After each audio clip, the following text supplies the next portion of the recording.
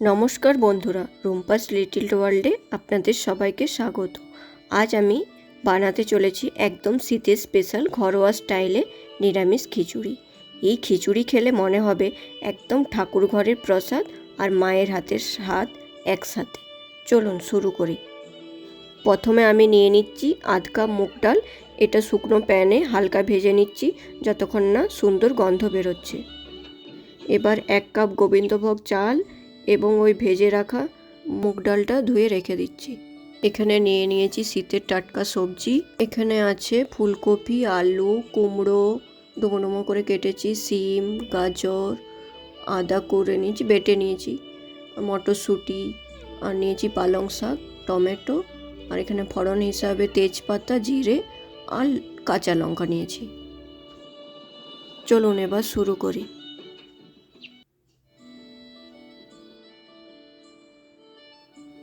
এবার ডেকচিতে 4 চামচ সর্ষের তেল গরম করছি।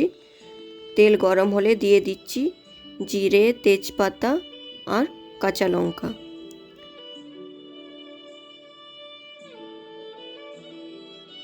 ফোড়নটা একটু ভাজা হয়ে গেলে দিয়ে দেব ওই আদা বাটাটা।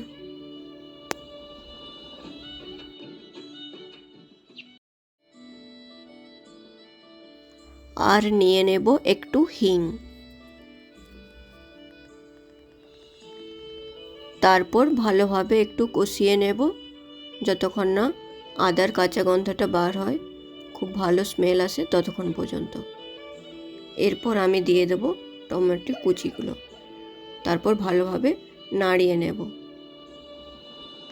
টমেটোটা একটু নরম হয়ে ভাজা হয়ে আসলে আমি প্রথমে দিয়ে দেব ফুলকপিটা।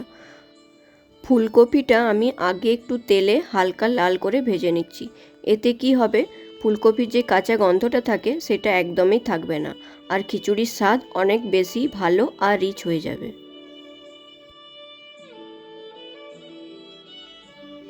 এবার একে একে সব সবজি, আলু, সিম, মটরশুঁটি, কুমড়ো, পালং শাক, গাজর সব দিয়ে দিচ্ছি। তারপর সবজিগুলোকে লাল করে ভেজে নিচ্ছি। এবার দিয়ে দিচ্ছি স্বাদ মতো নুন, আর দিয়ে দিচ্ছি হলুদ, জিরে গুঁড়ো, ধনে গুঁড়ো। তারপর আমি এই সবজিগুলোকে ভালোভাবে কষিয়ে নেব।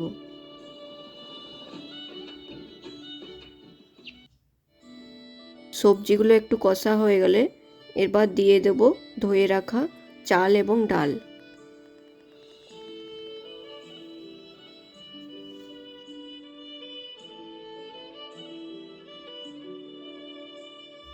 সব কিছু একসাথে মিশিয়ে 2 মিনিট ভেজে নেব।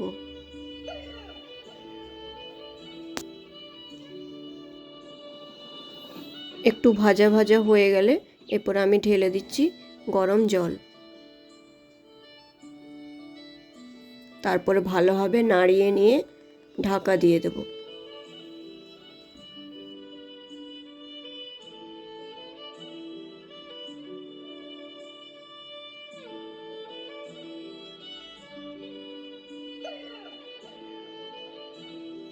সাইডে তৈরি করছি খিচুড়িতে দেওয়ার জন্য ভাজা মশলা।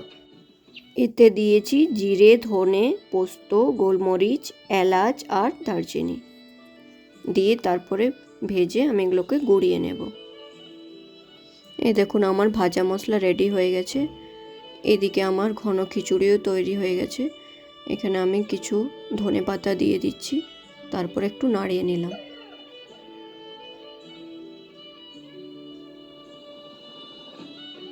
এরপর ওই ভেজে রাখা মশলাটা যে গুঁড়িয়ে রেখেছিলাম সেটা দিয়ে দিলাম।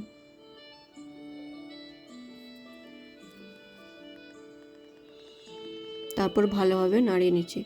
জানেন তো, এই ভেজে রাখা মশলা দিলে না খিচুড়ির স্বাদ অনবদ্য হয়ে ওঠে।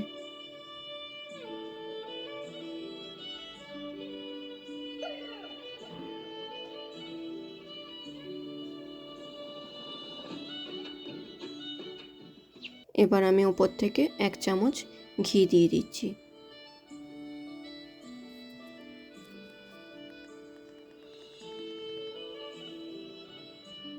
তারপরে ভালোভাবে মিশিয়ে নিচ্ছি। এবার দিয়ে দিচ্ছি একটু সামান্য পরিমাণে চিনি স্বাদ ব্যালেন্সের জন্য। তারপরে ভালোভাবে আরও নাড়িয়ে নেব।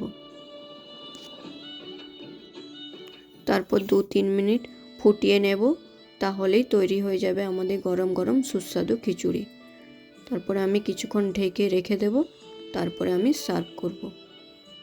রেসিপিটি যদি ভালো লেগে থাকে তাহলে লাইক, শেয়ার এবং কমেন্টে জানাবেন এবং চ্যানেলটিকে ফলো, সাবস্ক্রাইব করতে ভুলবেন না। এই যে আমাদের খিচুড়ি রেডি হয়ে গেছে। গরম গরম খিচুড়ির সঙ্গে যদি এরকম ভাজাভুজি, পোস্ত, চাটনি থাকে তাহলে তো আর কিছু লাগেই না। শীতের দুপুর একদম জমে জমজমাট। আজ এই পর্যন্তই, দেখা হচ্ছে পরবর্তী ভিডিওতে। নমস্কার।